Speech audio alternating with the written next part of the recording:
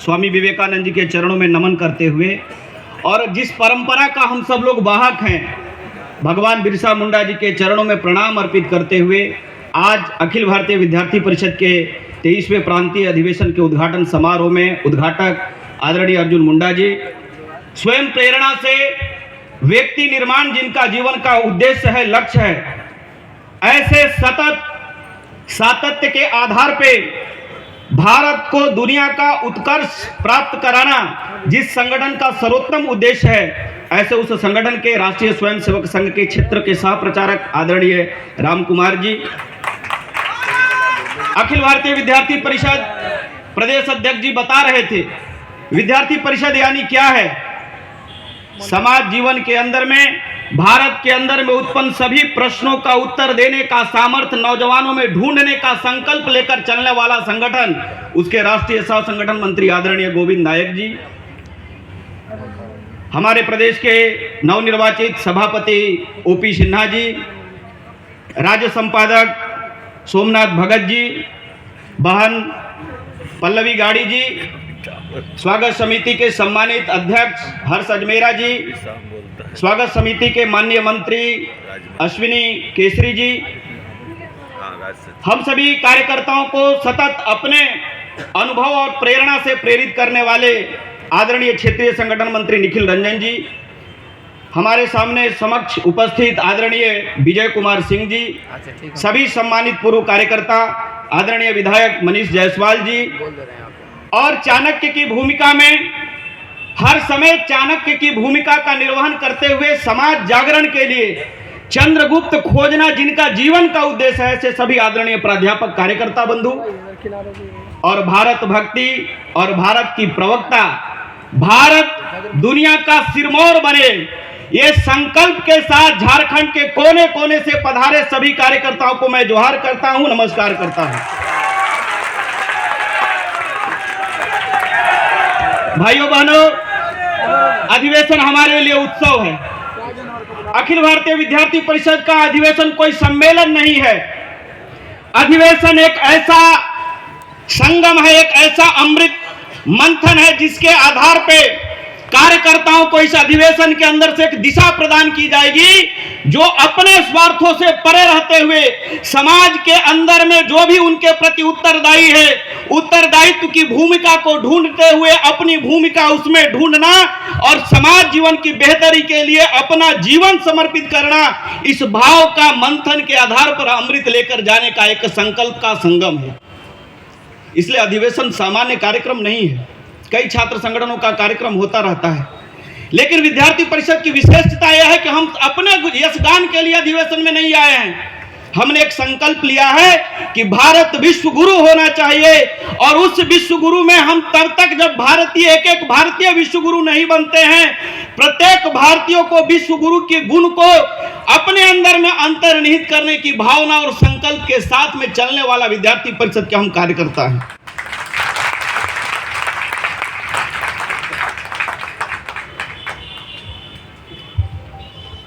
अखिल भारतीय विद्यार्थी परिषद, हम सब लोग जानते हैं, स्वतंत्र वीर दामोदर सावरकर जी ने एक बात कही थी, इस देश को स्वतंत्रता प्राप्ति होना निश्चित है। क्योंकि हम स्वतंत्रता अंग्रेजों के खिलाफ लड़े, ये स्वतंत्रता हमारी नहीं है। हमारी स्वतंत्रता 1206 ईस्वी से प्रारंभ हुआ, जो मुगलों ने इस देश के अंदर में, आक्रांताओं ने इस देश के 5000 से ज्यादा जो हमारी पुरानी संस्कृति रही उसको मिटाने का साजिश हुआ। लेकिन इस देश का दुर्भाग्य यह रहा कि कलम के जानकारों ने अपनी कलम को बेच करके भारत की स्वतंत्रता आंदोलन सिर्फ अंग्रेजों के खिलाफ बताने का प्रयास किया। यह षड्यंत्र को एक्सपोज करने की आवश्यकता इस अधिवेशन के अंदर में है। और स्वतंत्र वीर सावरकर ने कहा स्वतंत्रता हमें प्राप्त होगी, ये निश्चित है, लेकिन हम परातंत्र क्यों हुए, हम गुलाम क्यों हुए, इन प्रश्नों को ढूंढने के लिए इस देश के अंदर में एक युवा शक्ति का शंखनाद हुआ, जिसको हम अखिल भारतीय विद्यार्थी परिषद के नाम से जानते हैं। आने वाला समय में भारत के ऊपर में कोई कुदृष्टि न रखे, ऐसे स्वाभिमान के साथ नौजवानों का एक बड़ा समूह देश के अंदर में खड़ा करना, इस उद्देश्य के साथ राष्ट्रीय स्वयंसेवक संघ के प्रेरणा और पालना के आधार पर इस देश के अंदर में एक छात्र शक्ति काम कर रही है। और गर्व से हम सब लोग बोलते हैं कि हमारा सौभाग्य है कि हम ऐसे संगठन के कार्यकर्ता हैं। आज अखिल भारतीय विद्यार्थी परिषद दुनिया की एकमात्र ऐसी छात्र संगठन है जिसकी सदस्यता 45,46,845 कार्यकर्ताओं ने एबीवीपी का सदस्यता स्वीकार किया है। इस बात को प्रमाणित करता है कि हिंदुस्तान के लोगों की और नौजवानों की पहली पसंद छात्र और युवा तरुणाई कोई हो सकता है तो अखिल भारतीय विद्यार्थी परिषद है। आज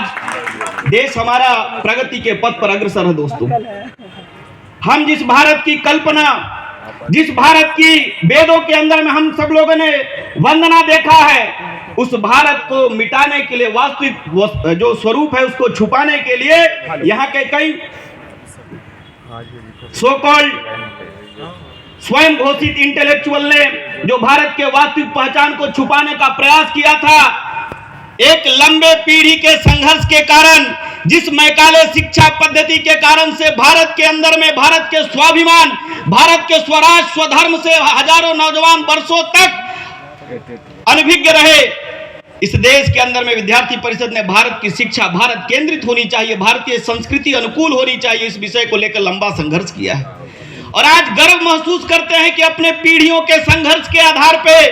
आज वर्तमान समय की सरकार ने भारत केंद्रित और भारत विचारों से पल्लवित भारतीय राष्ट्रीय शिक्षा नीति इस देश के अंदर में लागू करती है। आज इस मंच के माध्यम से मैं ऐसे सभी लोगों का अभिनंदन करते हैं जो अपने अपने राज्य के अंदर में राज्य सरकार और केंद्र सरकार राष्ट्रीय शिक्षा नीति क्रियान्वयन की दिशा में आगे बढ़ रहे हैं। ये कोई राष्ट्रीय शिक्षा नीति एक नीति नहीं है, ये कोई पॉलिसी नहीं है, ये भारत के भविष्य का निर्धारण करने वाला एक महत्वपूर्ण क्रांतिकारी कदम है। और जिस दिन भारत के अंदर में भारतीय राष्ट्रीय शिक्षा नीति लागू होगी, मैं इस मंच के माध्यम से गर्व से कह सकता हूं कि आने वाला पीढ़ी को भारत के वास्तविक स्वरूप के लिए किताबों में नहीं जाना पड़ेगा, अपने कोर्स के अंदर में हम सब लोग उसका अनुभव कर सकते हैं। इसलिए अखिल भारतीय विद्यार्थी परिषद ने कहा है कि सभी राज्य राजनीतिक पूर्वाग्रह से परे रहते हुए जो केंद्र की सरकार ने लोगों के जनभावना के अनुरूप राष्ट्रीय शिक्षा नीति क्रियान्वित करने के बारे में उद्घोषणा किया है, आप अपनी राजनीतिक महत्वाकांक्षा से बाहर आते हुए भारत केंद्रित और भारतीय ज्ञान परंपरा युक्त शिक्षा आम नौजवानों के लिए उपलब्ध कराने की दिशा में आप अग्रसर होइए। जिन प्रांतों के अंदर में राष्ट्रीय शिक्षा नीति के अंदर लागू करने की दिशा में यदि सरकारें नहीं बढ़ती है, आप कार्यकर्ताओं की जिम्मेवारी है कि ऐसे सरकार को विवश करो, बाध्य करो कि राष्ट्र के अंदर में भारत केंद्रित शिक्षा जो भारतीय भाषाओं में शिक्षा देने की वकालत करता है, अपने प्रांत में भी शिक्षा नीति लागू हो। यह हमारे कंधों पर बहुत महत्वपूर्ण भूमिका है। भाइयों बहनों, इस देश के अंदर में हम सब लोगों के ऊपर में एक विदेशी संस्कृति थोपने का प्रयास हुआ। कितनी बड़ी विडंबना रही कि बिना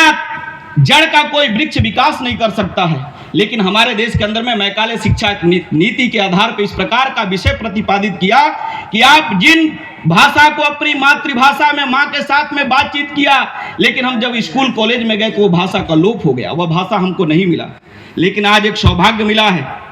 कि अपनी क्षेत्रीय भाषा में, मातृभाषा में एक शिक्षा, चाहे टेक्निकल एजुकेशन हो, मेडिकल एजुकेशन हो, सभी प्रकार का शिक्षा का अवसर हम सब लोग को मिल रहा है। इसलिए विद्यार्थी परिषद के कार्यकर्ता के नाते राष्ट्रीय शिक्षा नीति क्रियान्वयन की भूमिका हम सब कार्यकर्ताओं की हो सकती है। समय की मर्यादा को देखते हुए मित्रों, मेरी बहन बता रही थी, यह पवित्र मंच किसी राजनीतिक पार्टी और छोटे राजनीतिक पार्टियों के बारे में चिंता प्रकट करने का यह मंच नहीं है और अवसर भी नहीं है। लेकिन एयरपोर्ट पर मुझे एक कार्यकर्ता मिले, एक सामाजिक कार्यकर्ता थे, बोले आपके यहाँ एक हिम्मत की सरकार है। मैं वो सोच में पड़ गया कि कौन सी हिम्मत है। मैं पीड़ा के साथ कह रहा हूं कि लगभग 3.5 करोड़ जनसंख्या और रत्नगर्भा झारखंड दुनिया के इतिहास के अंदर में जो हमारे स्वाभिमान को चोटिल किया गया और 1857 बताया गया कि देश की स्वतंत्रता की पहली लड़ाई थी, एक बहुत बड़ा षड्यंत्र हमारे जनजातीय समाज के स्वाभिमान के खिलाफ हुआ है। हमको गौरव होना चाहिए कि हिंदुस्तान की स्वतंत्रता की आंदोलन 17वीं शताब्दी में जनजातीय समाज ने खड़ा किया है और उस जनजातीय समाज के जीवन पद्धति के कारण से झारखंड के अंदर में रत्नगर्भा झारखंड के नाम से हम सब लोग जानते हैं। और दुर्भाग्य से आज एक ऐसी हिम्मत वाली सरकार है जो अंकिता के ऊपर में पेट्रोल जलाने के लिए शाहरुख खान को हिम्मत देती है। ऐसे हिम्मत वाली सरकार इस राज्य के अंदर में नहीं चलेगी। मैं पूछना चाहता हूं, ये कौन सी हिम्मत सरकार प्रदान करती है कि एक आदिवासी लड़की को छल से, धोखे से, छद्म से, अलग अलग बहुरूपिया स्वरूप से, लव जिहाद के आधार पे शादी करने के बाद टुकड़ों में काटना, क्या यह सरकार हिम्मत देती है? यदि यह हिम्मत वाली सरकार है तो ऐसी सरकार से अच्छा है कि ना सरकार झारखंड के अंदर में रहे। इसलिए मेरे कार्यकर्ता भाई बहनों, झारखंड, जैसे मैंने पहले दौर में कहा, देश प्रगति के पथ पर अग्रसर है। आज दुनिया, चाहे कोविड वैक्सीन हो, चाहे अपने सैटेलाइट प्रक्षेपण की विषय हो, दुनिया भारत को आशा भरी नजर से देख रहा है। आज भारत का पासपोर्ट का जो वेट है, दुनिया के अंदर में सबसे ज्यादा वेटफुल हमारा पासपोर्ट इंडिया का है। इसलिए जब पूरे हिंदुस्तान को पूरा दुनिया अपनी समस्या समाधान का एक बहुत बड़ा भूमिका के लिए, इसलिए चूंकि G20 की भी प्रेसिडेंसी हमें मिली है और one earth, one family, one future, ये भारत का ग्लोबल विचार जाने वाला है, वसुधैव कुटुंबकम का विचार जाने वाला है। जब हम दुनिया का नेतृत्व करने का सामर्थ्य भारत के अंदर में है, तो भारत के किसी भी राज्य के अंदर में इस प्रकार की वातावरण नहीं रहना चाहिए जहां पे बहन बेटियां सुरक्षित ना हो। इसलिए ऐसे लोगों से भी पूछना पड़ेगा कि विनय पांडे को पीट पीट के हत्या करने वाले लोगों को यदि हिम्मत वाला आप बोलते हैं, तो ऐसे हिम्मत वाले लोगों को भी सरेआम सवाल करने का वक्त आ गया है। क्योंकि हिंदुस्तान तभी आगे बढ़ेगा जब झारखंड आगे बढ़ेगा। क्योंकि हमको मालूम है, मुंबई में यदि रोशनी है तो झारखंड के कोयले के दम पर। भारत का एरोनॉटिकल इंजीनियरिंग चलता है, सेक्टर चलता है, तो भारत के, झारखंड के स्टील के दम पे। इसलिए हम इतने रत्तगर्भा धरती के लोग हैं। हमारे राज्य के अंदर में किसी प्रकार की असुरक्षा का वातावरण ना बने, ये परिषद कार्यकर्ता के नाते इसी भूमिका का, जो एक स्वावलंबी भारत के नाते हम सब लोग चर्चा भी कर रहे हैं, स्वावलंबी भारत की भूमिका, हम सब लोग की भूमिका खोजते हुए आगे बढ़ेंगे। यही निवेदन के साथ आप सब लोगों को पुनः एक बार भारत माता की, भारत माता की,